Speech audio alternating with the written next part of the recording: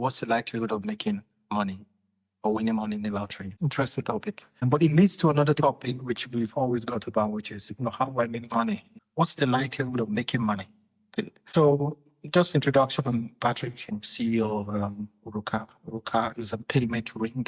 Payment ring, if you want to tap your ring to make payments, we provide that. If you want a fitness ring to track your fitness while making payments, we provide a combination of both. And then we also have bracelets if you don't like rings to make payments or for running as well. So we're cool. Again, we're a small fintech company and I try to spend time with my customers as much as possible. And one of those ways of talking to my customers is actually having this podcast Q&A where I have questions from the app, questions from my team.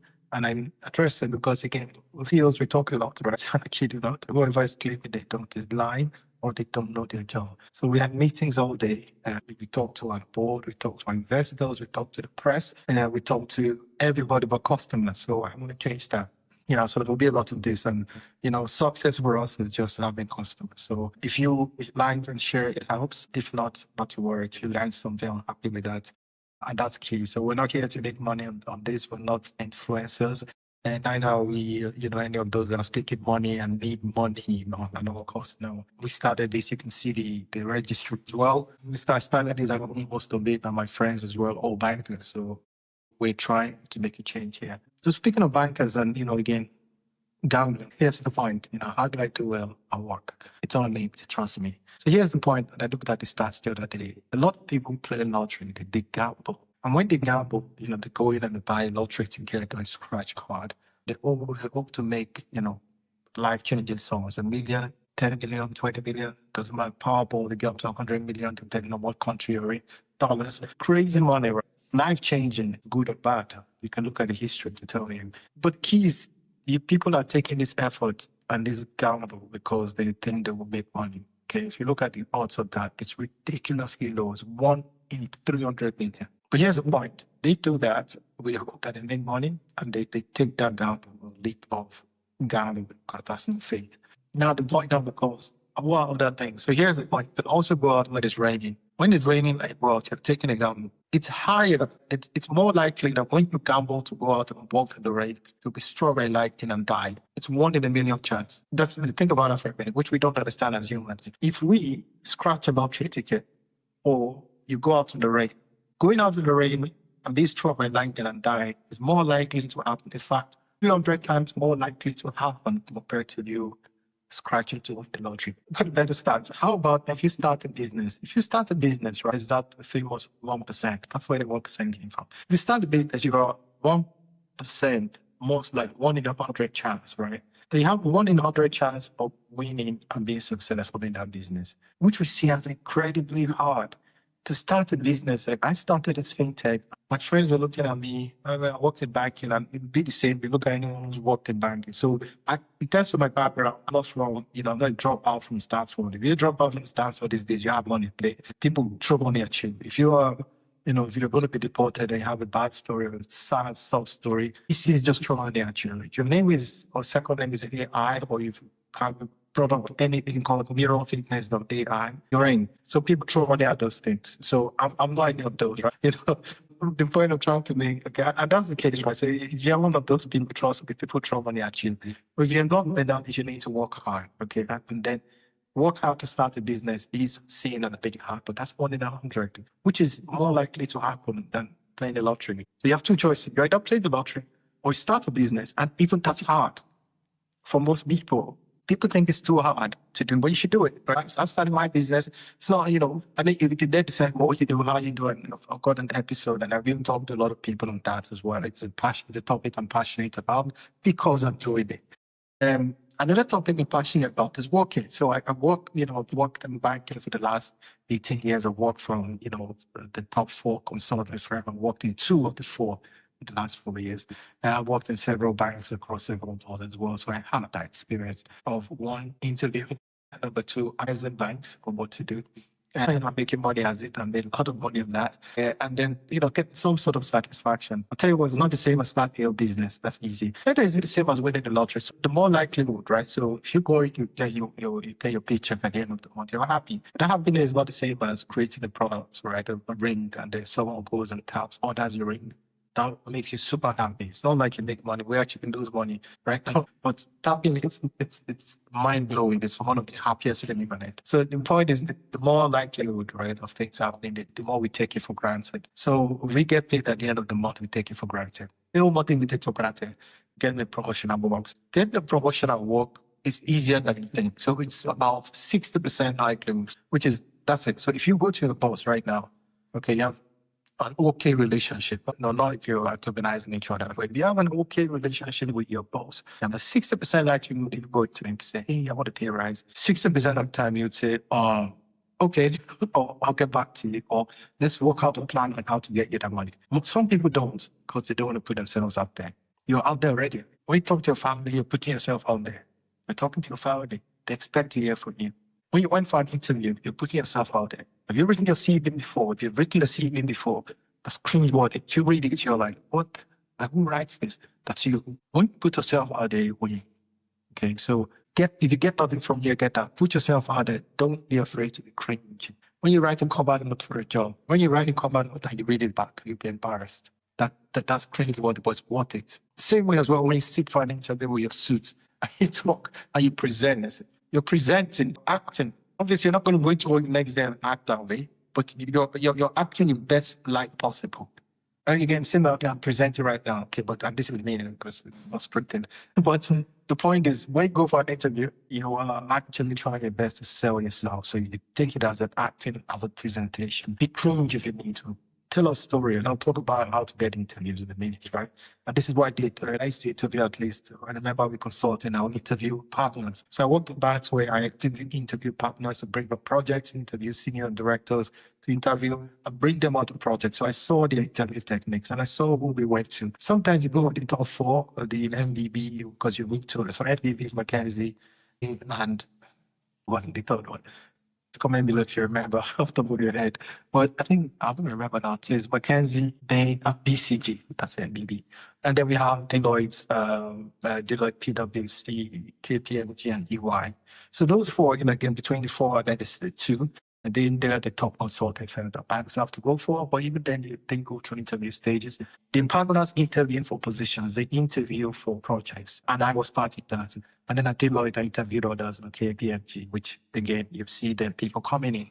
So I've got three approaches. If you do these three, you're gonna get any job ever. And that includes me, right? So I'll tell you, let's cut me out, okay? Because people like me, the CEOs, CFOs, and most founders, okay, what they do is they just interview things that I'm not there. So I know that for a fact. So if you interview me, I'm not gonna ask you what's in the CV because I should have read it, and you should know. So I'll ask you things that I think are out of the curve.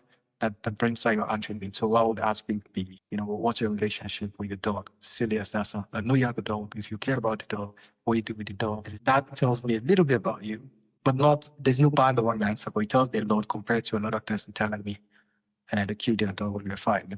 So that's it's something that you can't lie about. And it's one of those things that helps, which might sound very silly, but before anyone comes to me, they've gone through the stages so that you only start with two people. You need something off the cuff, which is what most people deal with every day. At work, someone calls and gives you or simple news or whatever, you need to add them on there. It's not your CV. Even you went to Stanford, you can't handle that. So that's key, and that's what people do. And there's no giving that, right? So you just have to be yourself, bring the best foot out. If you never had it done, so okay, but about it, I'm at a slink. That's true. If I'm going to remember that, so be yourself there. There's no right or wrong answer. But to get to that stage, I think that's where there could be right or wrong answer. 3 points to look at, right? 3 points being that's a trick. So one always have 3 points. Someone asks you, what are the most challenging things you've been through at work? Have 3 examples. If you have 1, that's not good enough. If you have 4, that's too much. You'll be bored or slip off. If you have 2, okay, you can do 1 more. 3, good. That's it. Well, when you don't have an issue, that you had to do or deal with on your own, they ask you that. Simple, 3 scenarios. Boom, come up with them. Have them ready, and that's your done. Okay. So always have 3 examples ready when you prepare for an interview. That's 1. Number 2, example of how to get through any interview. Number 2 then is to, again, research. These guys, so when I used to interview, I would have 10, okay, let's go back one, right? Nowadays, you have AI that filters that. This guy's filter for keywords because so many people apply, especially if you're looking at an investment bank, if you're looking at a retail bank, if you're looking at any of the consulting firms, or even construction firms. They have a lot of adverts that come through. So the filter that I'll bring it out to a few people. Within those few people, then they need to go ahead and interview them from HR, from the front all the way to get to the team that needs that. So we did that, then they end up with about 20 CVs. Now those guys have to go to 20 people. So it's tough from there. And while working, all right, that's not a full-time job. The HR will do like the pre-apple work when it comes to that. So I'm saying all this because I didn't have time. Sometimes you go in and look at the CV, scan it on my way there. While in the meeting, you try to scan it as much as possible. The interviewers are at the back foot. You're at the front foot because you've got at least 1 or 2 hours to prepare for the interview. So always prepare. That means you go in. And these days, you can find out everything about everyone. Put it first and ask. If they don't tell you, ask. It's your right to know who's interviewing you. Find out who's interviewing you. Read what they've done. They've written an article, bring it up. You stand up immediately. I hope most people don't watch it, then everyone's going to stand up. But you'll be surprised how many people show that just regurgitate and repeat their CVs, which that's good. But that's normal. To stand out, talk about these guys on LinkedIn. Be something that's different. Okay, talk about, hey, how about that talk by David, blah, blah, blah, that we've shared on LinkedIn? That shows them. That makes, oh, this person is prepared. This person knows me. Impact goes out immediately after the interview. It's better than a thank you note. So relate to them, research them, read about them. And these days you can. LinkedIn, Facebook, break them out. Don't go too close because going to Facebook, you're like, oh my goodness, are you okay? Your daughter, your wife left you on Facebook. That's why you don't bring that. You don't look into Facebook, LinkedIn. No. What you do is, Facebook, Instagram, you don't do, right? TikTok. What you need to do is do LinkedIn. LinkedIn is professional. And if it's not LinkedIn, just Google. Google these days, you're seeing some CR, some HR, or just look at what the CEO did recently in the company. You can bring that up. We'll look into their finances and see what they brought up recently, how the department that you interview for did well compared to the others. Bring that up. Okay, anything that you bring up, okay, even if you are interviewing for Deloitte, look at how Deloitte is beating PwC in Saudi this year. Those guys you stand out immediately. So research. That's point number 2. And point number 3, which might come back to biting in the ass, is know your network. Okay, and that's key. And I'm not sure what many CEOs say, but I have not. I try to pay. We're startup, right? So I try to pay my, people that work with me, for my customers, and the good rates, right? And I know what the rates are. But some people don't, right? Don't care, but they're just happy because they have the name. And know that that's about the working intern, so that you're already losing the battle there. So my point is, make sure you interview regularly. And I used to do this a lot. Okay, anyone that knows me there would know that I interviewed. It gone to one stage. I remember when I started this at the start of my career. So I saw this early on. I'm not going to mention, but it was an investment bank, and I showed up there when I was. I think I'd stand an entry level front office position, and I was, working as usual. And then, coincidentally, I think that's when I started doing this. Coincidentally, a job came up, and they referred it to me, and I saw the salary of this thing, and I was like, my goodness, this is crazy. This guy is going to earn at least 50% of what I'm earning, and I'm going to train that person. The 2 ways to handle that information. The first one is the wrong way, which is what most people do. They go over and they complain, and they go, can you lower that person's salary? No, actually, you complain. When you complain, guess what? They lower that person's salary. They go, that's too high. Now, you need to go the other way around and go, listen, that person has earned that. They deserve it. In fact, if you don't offer that, the person will go somewhere else. But guess what? I'm 50% lower. So next pay rise, I want to pay at least matching that person a bit more. Because I'm training that person. That's a good conversation to have. And I have that conversation. But they know themselves. And it was years ago at this stage, so I was only starting out. But that was the first time I knew this beforehand, but that was the first time I took an action, which I always did now. I just always look out, see what the people in your grade or higher are earning, see your potential. So if it's higher, the way you're earning, work towards that. Learn. Again, don't wait for the company. The company should not be training you. You should train yourself because it's for you. Yeah? Any salary they pay, they're paying you. And if you want to earn more, you could stay where you are and don't learn anything or wait for them to send you to a course that they want. But if you want a course that you want to learn, AI, any topical issue, cloud computing, security, anything that there's more money in, you should learn it. Go apply in other places. Yeah. Apply, see what they're ready to offer, and then bring bring it back for them to match. And there's a way you can always say that, which is not in a bad way. First thing is applying. You don't have to tell everyone you're applying. I used to apply regularly, and I told everyone because I just didn't care. But you don't have to tell people you're applying for places. But it's very good because if you are earning 100,000 and then you apply to a place, the 2 points.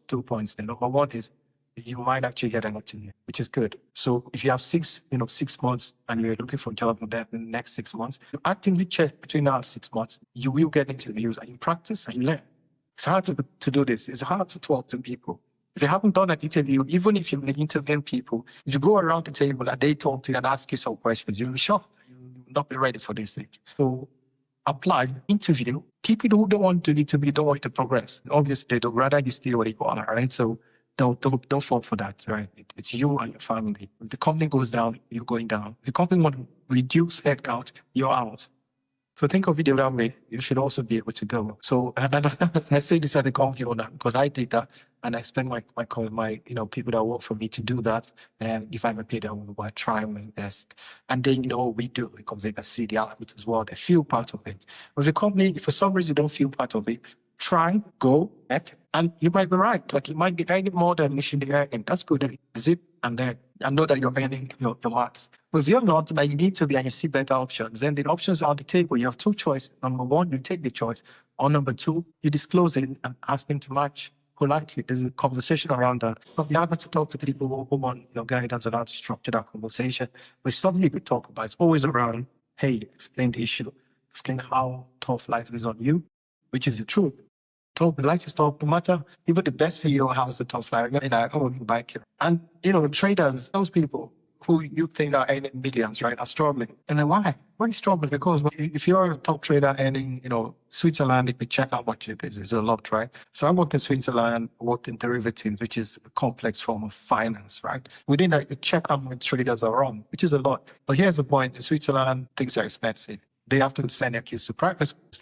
The schools are expensive. Oh, wait, and they have to go on holidays. They're not going to go on holidays the same way other people go on holidays in Switzerland. You better go to a place like Benton, Switzerland. So that adds up for that you're also struggling. So my idea is, okay, it is, know that everyone's struggling. Yeah, open to have that, and have that conversation with you. Okay, not copy. Okay, shut the door. I finish it for you. Please cut that part. Thank you. No one. And I'm not getting any money, but I'm getting paid in equity. That's I'm building this so that it becomes something big. My colleagues around back, they get paid. The CEO gets paid. No matter how much he says he's not there for the money, they're all there for the money and for their careers and to give value. So it's an exchange, otherwise it's charity. Even charity people get paid. So that's not even a good example.